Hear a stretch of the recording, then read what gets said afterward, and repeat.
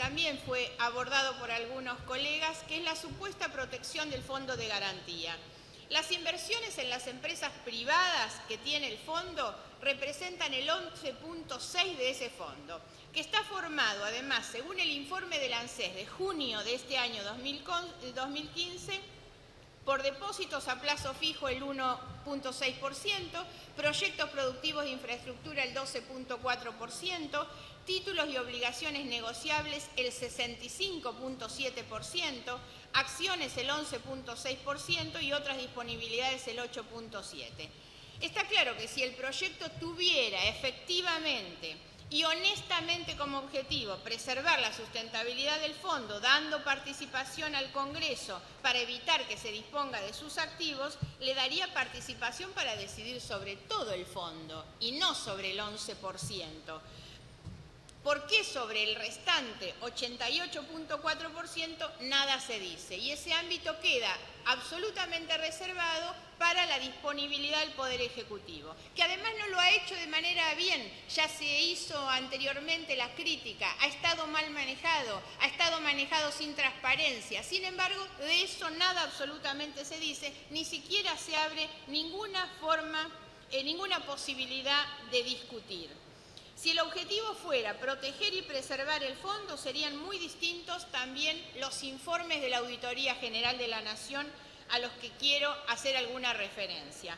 Porque ha sido el propio presidente de la auditoría, el doctor Leandro Despuy, quien en la reunión de la Comisión de Economía Nacional e Inversión del Senado, el 8 de septiembre pasado, habló de la falta de certezas e información confiable para poder auditar correctamente la gestión del Fondo de Garantía y Sustentabilidad del ANSES.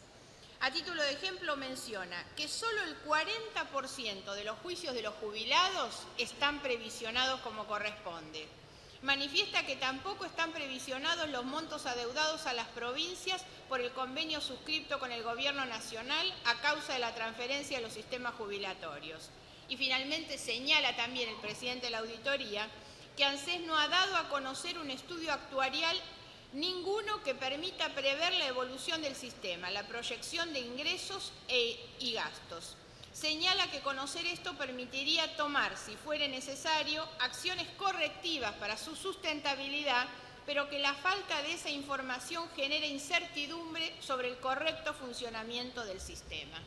También el presidente de la auditoría mencionó que en la gestión financiera del Fondo de Garantía y Sustentabilidad hay una sobreexposición de activos estatales y en pesos, lo cual pone al fondo en un lugar de gran dependencia de la capacidad financiera del Tesoro Nacional, que no está exenta de dificultades presupuestarias o vaivenes económicos. El problema es que de todo esto nada se habla en el proyecto. Ninguna de estas cuestiones ha sido traída, ni siquiera al debate, a la deliberación de este Congreso. Lo hemos visto en los días de ayer y antes de ayer, al apuro en la Comisión de Presupuesto, sin que exista en esos ámbitos la más mínima posibilidad de debate. Me refiero a debate no solamente del proyecto, sino de las cuestiones de fondo de las que estamos informando.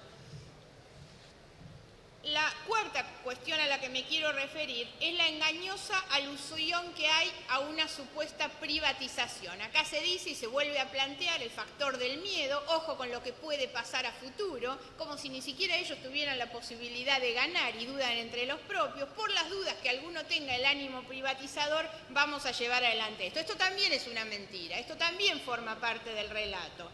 Las tenencias de acciones minoritarias en las empresas privadas constituyen un conjunto de inversiones que se realizaron por parte de las AFJP. En su momento, con la estatización de los fondos de pensión y jubilación, pasaron a manos del Estado. Allí hay tenencias, como se ha dicho, de acciones del Banco Macro, de Consultatio, que es una empresa de desarrollo inmobiliario con intereses en lugares como Nordelta, por ejemplo, Banco Patagonia, Banco Francés.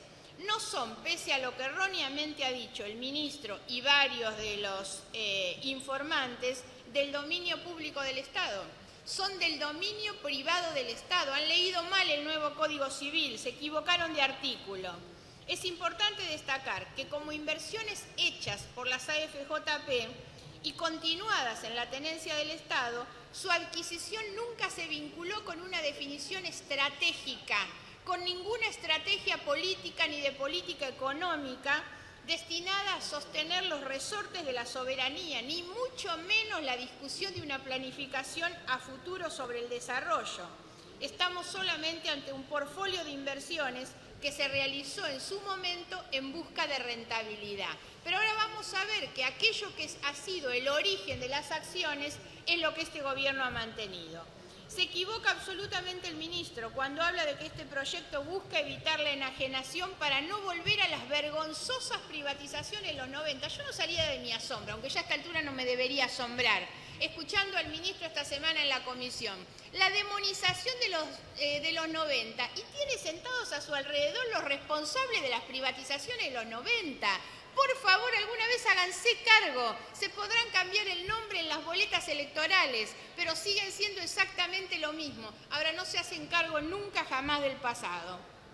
Acá no podría hablarse de privatizaciones, porque todas las empresas son privadas y tienen una participación minoritaria del Estado. No estamos ante las privatizaciones del 90, Entel, Obras Sanitarias, YPF, que eran empresas del Estado, que los mismos que están gobernando ahora privatizaron, en lo que fue la década más depredadora y vergonzosa en términos sociales, los mismos que ahora intentan hacernos un discurso distinto. La década del 90 fue depredadora, dejó más de 300.000 trabajadores en la calle, esa política de privatizaciones que acompañaron, que impulsaron, en algunos casos como en YPF, tal vez la más vergonzosa, los propios Néstor y Cristina Kirchner.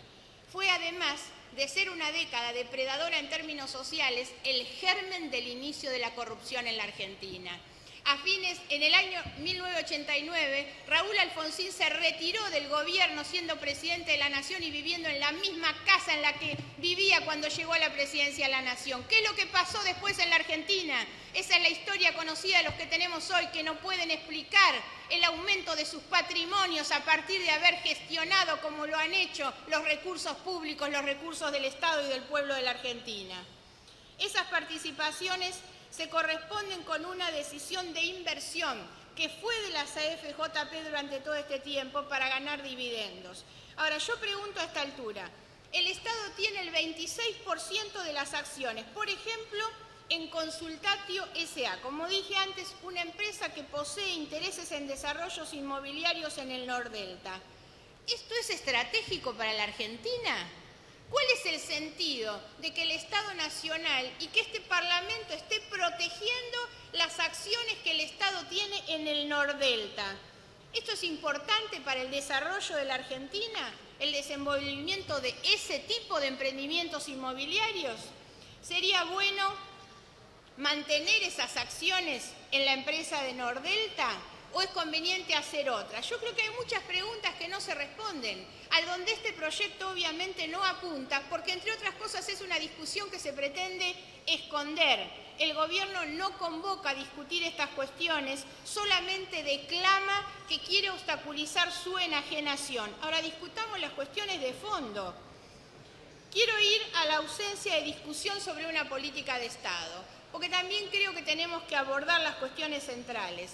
Si el Fondo de Garantía fue una herencia inesperada, nunca discutida, a partir de la estatización de las AFJP, durante los últimos años, lo cierto es que el oficialismo utilizó ese fondo como una caja para los más diversos fines, desde intervenir el mercado de cambio para bajar el dólar blue a través de la venta de bonos dolarizados, financiaron la carrera empresarial de Moreno. ¿Se acuerdan ustedes de la aventura de Moreno cuando decidió administrar la papelera Quilmes y terminó siendo un fracaso brutal con la plata del ANSES y de los jubilados? Bueno, para eso ha servido este fondo durante todo este tiempo. Lo importante sería poder discutir y encontrar ámbitos donde lograr consenso sobre qué es lo que queremos hacer de la Argentina. Queremos un fondo con activos extranjeros, con bonos de gobiernos extranjeros, por ejemplo, con los que tenemos déficit comercial como China o Estados Unidos. Queremos un fondo que impulse el financiamiento de determinadas actividades. ¿Cuáles deberían ser esas actividades? Queremos que invierta solo en empresas argentinas. Queremos promover el consumo, la inversión. Queremos un fondo que financie al gobierno nacional. ¿En qué momento? ¿En qué moneda? ¿Para qué fines? ¿Con qué niveles de rentabilidad? Todas preguntas que no tienen respuesta, porque no tienen debate, porque no estábamos convocados a discutir las cuestiones de fondo. No estamos Diputada, por favor, redondee que se agotó el tiempo. Ya termino un segundo. No estamos convocados a discutir una política de Estado, que eso es lo que necesitaríamos. Discutir cuál es el rol efectivamente del fondo. Hoy el gobierno propone crear un organismo. Lo que propone, sin ninguna duda, es una agencia de colocaciones. Nosotros queremos discutir política. Queremos discutir política a 60 días de un gobierno que se va sobre cuál es la Argentina que queremos, cuál es la Argentina que viene. Y este Congreso no solo está trabando la venta de las acciones, está trabando la posibilidad de un debate. De la misma manera que el candidato oficialista acaba de informar que se niega al debate presidencial. No son capaces de debatir el futuro de la Argentina. Gracias, porque diputada. no tienen cara para hacerse cargo del pasado. Gracias, diputada. Tiene la palabra